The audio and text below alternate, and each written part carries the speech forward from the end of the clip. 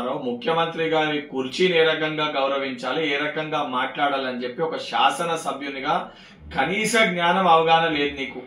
గౌరవం కావాలి, గౌరవం కావాలి, గౌరవం ఇస్తలేరని మాట్లాడుతున్నావు. ముఖ్యమంత్రి గారి కుర్చీకి ఏ రకంగా గౌరవించాలా జ్ఞానాన్ని 80,000 పుస్తకాలు చదువుకున్న మీ తండ్రి నీకు నేర్పలేదా?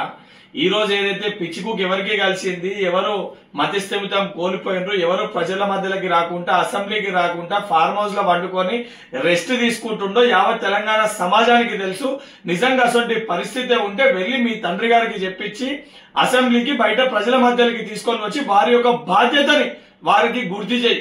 ఆ రకంగా కాకుండా పిచ్చి కుక్క కదా కలిసినట్టు నోటికి వచ్చినట్టు అడ్డగోలుగా మాట్లాడితే, పిచ్చి కుక్కను కదా ఎట్లయితే రాళ్లతో కొట్టి తరుముతారో నిన్ను నీ కుటుంబాన్ని కూడా రాళ్లతో కొట్టి తెలంగాణకి వెళ్ళి తరిమి కొట్టే పరిస్థితి ఏర్పడుతుంది. కేటీఆర్ మాట్లాడినప్పుడు నోరు అదుపులో పెట్టుకొని మాట్లాడమని హెచ్చరిస్తున్నా.